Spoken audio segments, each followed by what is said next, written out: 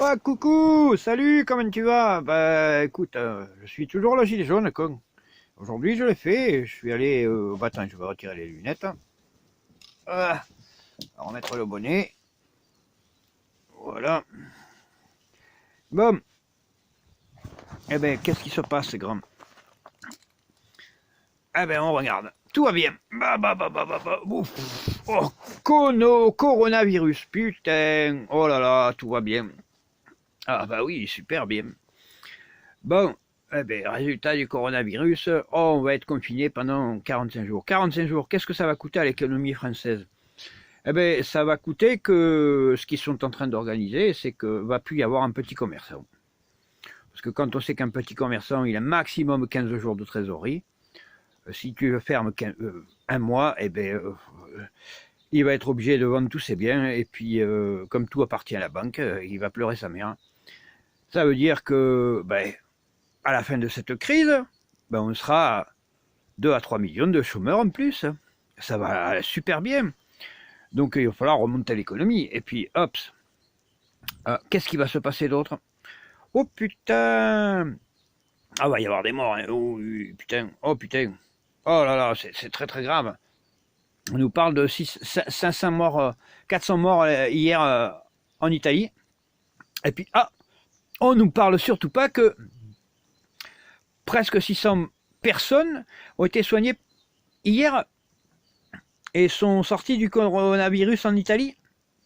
On ne nous parle pas non plus que les Chinois ont envoyé un avion avec les remèdes pour soigner le coronavirus parce qu'ils l'ont trouvé depuis 2 mois, mais que la France veut faire breveter un vaccin, alors qu'il n'y a pas besoin de vaccin pour cette maladie. Eh ben, ça sent pas l'argent pourri par là, des fois. Ah, ça sent mauvais. Ah putain, ça sent la magouille. Bon, hein. Et puis la France refuse, et les médecins chinois, et les médicaments qui sont en plus offerts par la Chine à tous les pays qui le demandent. On est très très fort en France, mais très très fort. On a le meilleur service d'hygiène en France. Ouais. On va voir le résultat à la fin des courses. Hein. On va voir. Allez, et enfin. Oui, et puis bon, comme d'habitude, il y a pas de pauvres en France. Hein. Vous savez qu'en France, il n'y a pas de pauvres. Oh, bon, oh là là.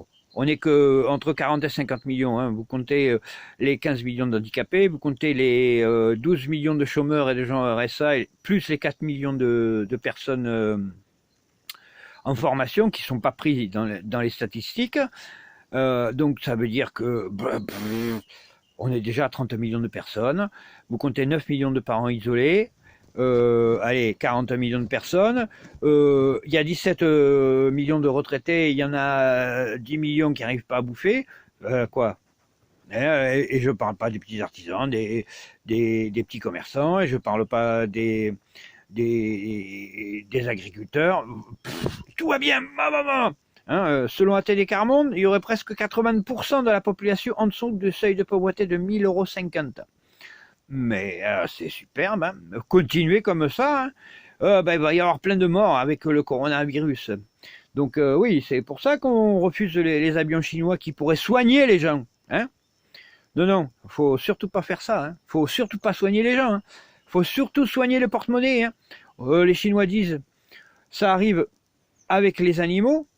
Ils interdisent la consommation des animaux sauvages et ils abattent certains animaux par millions.